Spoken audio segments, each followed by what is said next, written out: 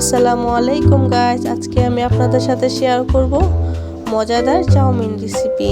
চলুন বন্ধুরা ঝটপট বানিয়ে ফেলি।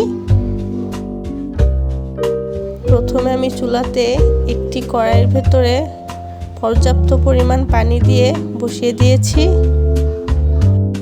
এই তো বন্ধুরা, আমার পানিটি বলক চলে এসেছে।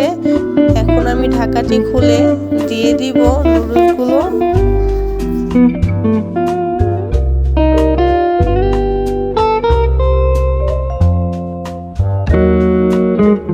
এই তো আমার নুডলসগুলো দেওয়া হয়ে গিয়েছে। এখন আমি একটি চামচের সাহায্যে ভালোভাবে নেড়ে দেব। এখন একটি ঢাকা দিয়ে এটাকে ঢেকে রেখে দিব, বলক আসা পর্যন্ত অপেক্ষা করব। এই তো আমার নুডলসটি বলক চলে এসেছে। এখন আমি ঢাকা খুলে আবার একটু নেড়ে চেড়ে দেব ভালোভাবে। আমার নেড়ে নেওয়া শেষ। এখন আমি আবার ঢাকা দিয়ে ঢেকে রেখে দেব, অপেক্ষা করব সিদ্ধ হওয়া পর্যন্ত।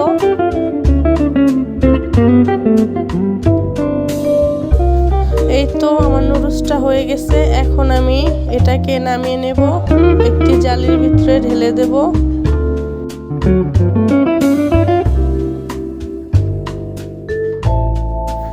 নুডলসগুলো এখন আমি জালির ভিতরে ঢেলে দেব, দিয়ে আমি ঠান্ডা পানি দিয়ে এটাকে একটু ধুয়ে নেব।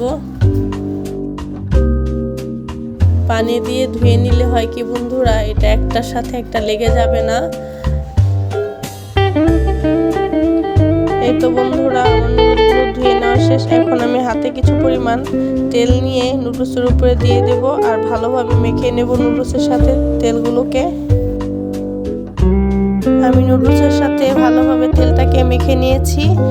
এখন আমি নুডলসটা রান্না করার জন্য চুলাতে একটি কড়াই বসিয়ে দিয়েছি। কড়াইটি গরম হয়ে গেলে এখন আমি দিয়ে দেব পর্যাপ্ত পরিমাণ রেগুলার রান্নার তেল।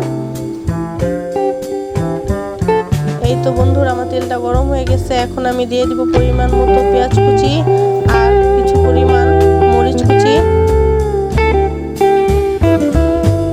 পেঁয়াজগুলো দেওয়া হয়ে গেলে এখন আমি এটাকে ভালোভাবে নেড়ে চেড়ে নেব।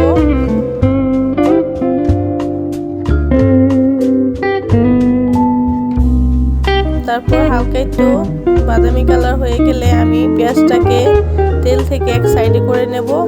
তারপর আগে থেকে ভেঙে রাখা দুটি ডিম আমি দিয়ে দেব। ডিমটা দিয়ে আমি ভালোভাবে নেড়ে চেড়ে এটাকে ঝুরঝুরে করে ভেজে নেব। এই তো বন্ধুরা, আমার ঝুরঝুরে করে ভেজে নেওয়া শেষ। এই তো বন্ধুরা, আমার ডিমগুলো ঝুরঝুরে করে ভেজে নেওয়া শেষ। এখন আমি দিয়ে দেব আগে থেকে কুচি করে রাখা গাজর। গাজরগুলো দেওয়া হয়ে গেলে এখন আমি নেড়ে চেড়ে দিয়ে দেব স্বাদ মতো লবণ। লবণটি দিয়ে আবার একটু নেড়ে চেড়ে দেব।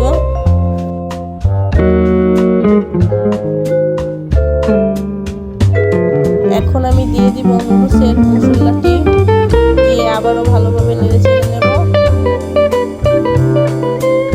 মশলাটি দেওয়া হয়ে গেলে আমি নেড়ে চেড়ে নিয়েছি। এখন আমি একটি ঢাকার সাহায্যে ঢেকে রেখে দেব কিছুক্ষণের জন্য। আবারও ঢাকাটা খুলে আমি একটু নেড়ে চেড়ে দেব। তারপরে গাজরটি সিদ্ধ হয়ে গেলে এখন আমি দিয়ে দেব আগে থেকে সিদ্ধ করে রাখা নুডলসগুলো। নুডলসগুলো দেওয়া হয়ে গেলে আমি ভালোভাবে নেড়ে চেড়ে নেব, একটার সাথে একটা যেন লেগে না যায়, এরকম ভাবে নাড়তে হবে বন্ধুরা।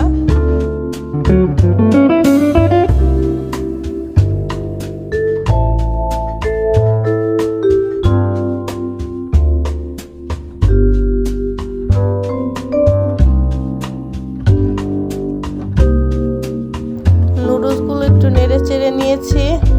এখন আমি দিয়ে দেব কিছু পরিমাণ সয়া সস।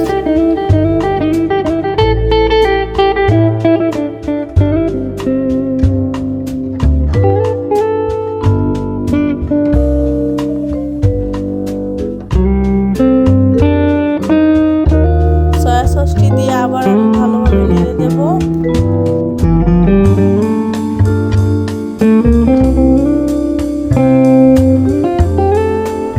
তারপর দিয়ে দিব কিছু পরিমাণ টমেটো সস।